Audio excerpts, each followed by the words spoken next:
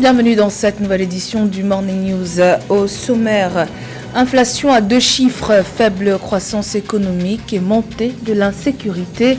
Les principales préoccupations des Nigérians qui votent ce samedi 25 février dans le cadre des élections générales. Élections aux multiples enjeux pour le pays le plus peuplé d'Afrique.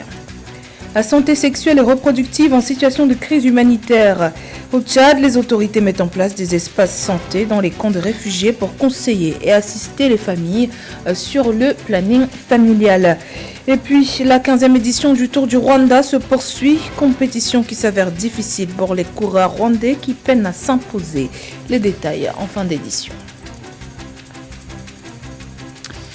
Mais tout d'abord, au Gabon, le président Ali Bongo Ondimba promet de mettre en place un comité de suivi pour traduire les propositions issues de la concertation politique en loi. La concertation politique entre les partis politiques de la majorité et de l'opposition entamée le 14 février s'est clôturée ce jeudi 23 février. Plusieurs propositions ont été faites par les partis politiques représentés par 70 délégués sur les 80 attendus. Les partis ont entre autres proposé que la durée de tous les mandats politiques soit harmonisée à 5 ans comme l'a suggéré le chef de l'État à l'ouverture des travaux il y a 10 jours. Ils se sont également accordés sur le maintien de la non-limitation des mandats politiques. Cependant, l'opposition espère que cette disposition sera revue. La baisse du montant de la caution de candidature aux élections présidentielles, sénatoriales, législatives et locales a également été proposée, soit 20 millions de francs CFA à 10 millions de francs CFA pour les candidats à la présidentielle, 500 000 à 350 000 francs CFA pour les élections législatives et sénatoriales et 350 000 à 250 000 pour les élections locales. La vague d'arrestations d'opposants se poursuit en Tunisie. Mercredi 22 février, la police tunisienne a procédé à l'arrestation de l'opposant Issam Chebbi. La répression des opposants au président tunisien s'est accentuée au cours des 2 dernières semaines, avec le placement en détention notamment de politiciens de premier plan, de juges et de personnalités des médias. Les avocats d'Issam Chebbi, chef de file du parti républicain, ont révélé qu'il a été arrêté alors qu'il se trouvait en compagnie de son épouse près d'un centre commercial. Son domicile a par la suite été perquisitionné par la police.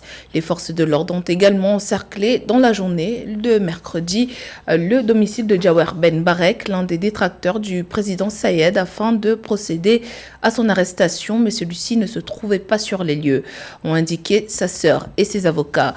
Pour rappel, le président Kais Sayed a dissous le Parlement à l'été 2021, s'octroyant la quasi-totalité des pouvoirs. Depuis, il gouverne par décret et a lancé la rédaction d'une nouvelle constitution après un référendum au fort taux d'abstention l'an dernier. Le Nigeria se dirige vers une élection juste au moment où la plus grande économie du continent semble en passe de s'effondrer.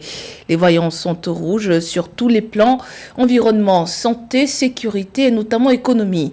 Avec un taux d'inflation qui en janvier s'est établi à 21,82%, le quotidien des populations est de plus en plus difficile.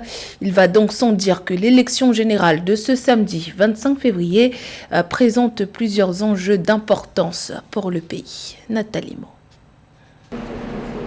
Au Nigeria, la réimpression de la monnaie le naira a eu un impact inattendu sur le taux d'inflation. En janvier 2023, cet indice, poursuivant sa tendance à la hausse, s'est établi à 21,82% selon des données du Bureau national des statistiques. Dans le pays d'Afrique de l'Ouest, sur 3 000 milliards de naira de masse monétaire, seuls 60% sont en circulation, induisant une hausse de 6,22% de l'indice des prix à la consommation par rapport à janvier 2022. Une interpellation à laquelle tous les candidats à la présidentielle du 25 février 2023, dans leur programme de société, proposent des solutions. L'inflation de janvier a augmenté d'environ 1,81% et à cause de cela, le coût de l'emprunt a connu une hausse. Le taux directeur est passé de 16,5 à 17,5 en janvier, rendant les investissements coûteux pour les entreprises. Ainsi, lorsque vous regardez les principaux macro-indicateurs, il y a beaucoup à faire pour que la plus grande économie d'Afrique revienne à la trajectoire qu'elle avait avant 2015, lorsqu'elle a connu sa première récession de ces dernières années.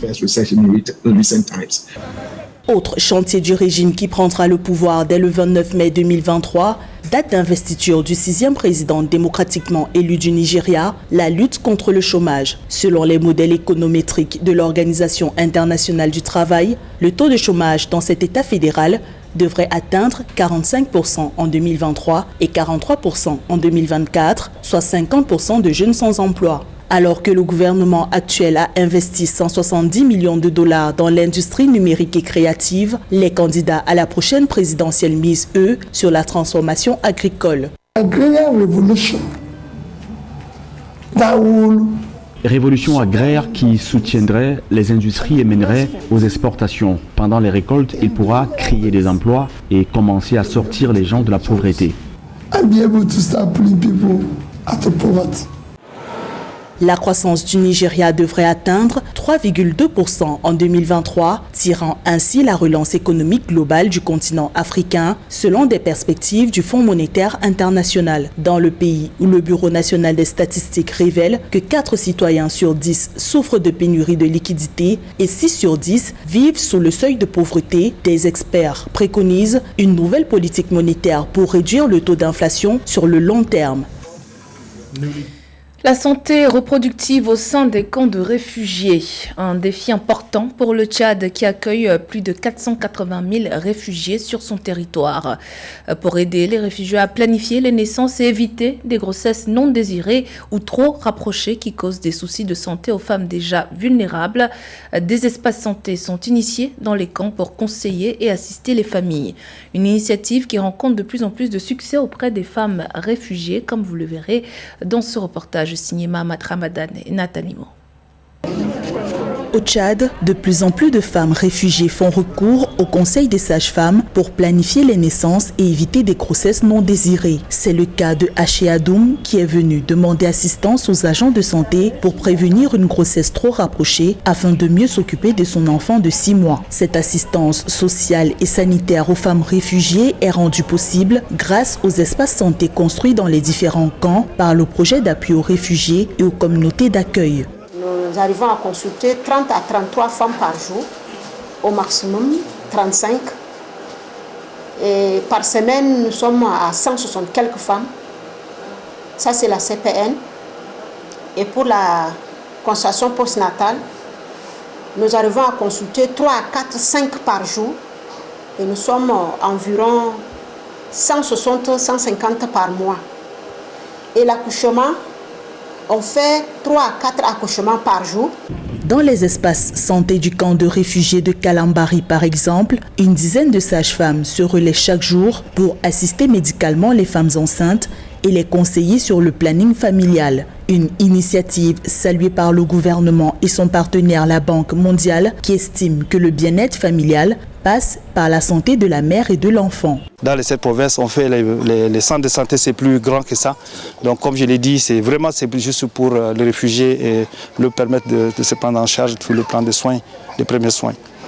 Voilà. Et le parc a également intervenu dans le camp des réfugiés à Kalambari lors de la crise intercommunautaire des réfugiés camerounais sont venus ici. Et nous avons fait aussi des transferts monétaires à 38 000 individus qui ont reçu les transferts monétaires. Selon la taille des ménages, nous avons donné 45 000 francs par individu.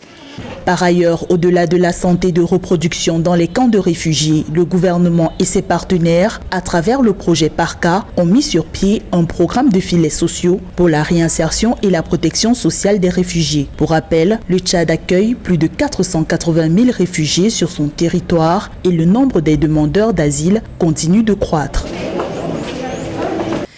Face à l'accroissement important du nombre d'accidents de la circulation, le gouvernement ivoirien a pris des mesures urgentes de sécurité routière.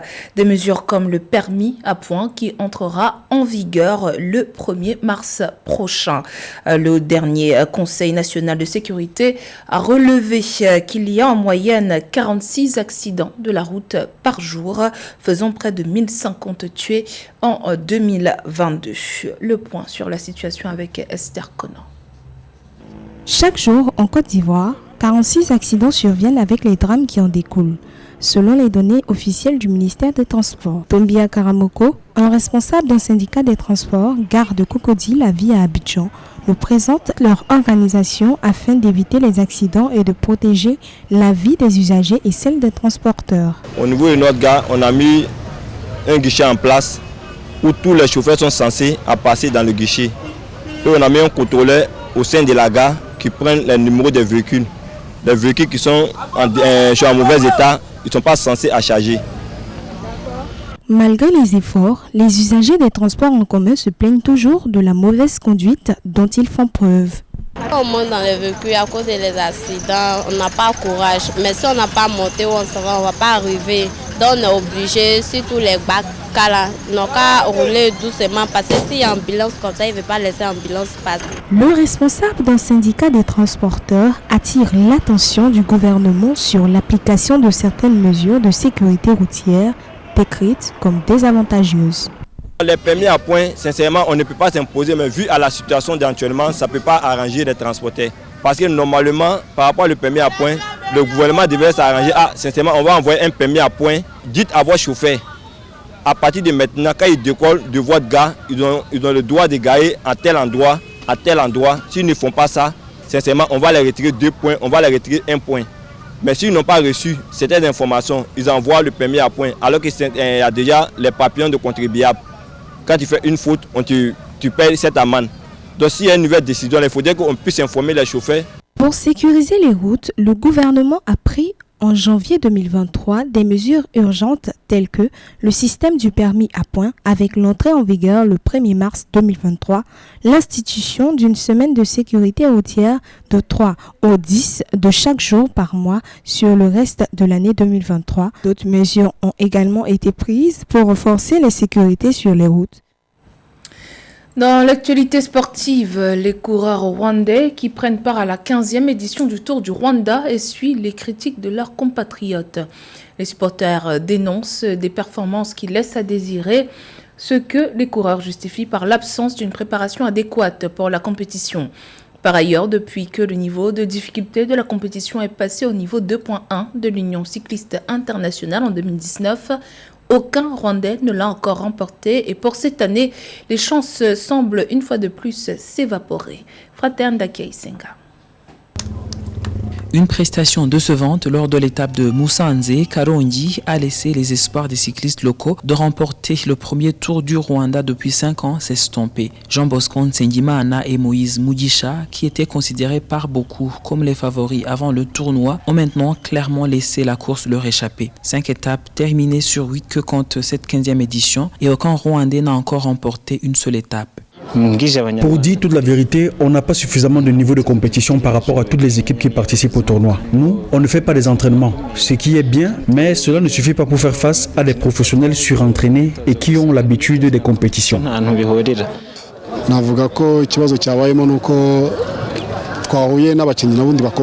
Tout d'abord, il faut dire qu'on fait face aux géants du cyclisme. C'est une compétition vraiment très difficile. Et puis, selon mes analyses, mes joueurs ont du mal pour les descentes. Ils s'en sortent très bien pour les montées, mais pas pour les descentes. Nous avions préparé un jeune sur qui nous comptions à 100% sur le classement général pour remporter une étape, mais il a été blessé.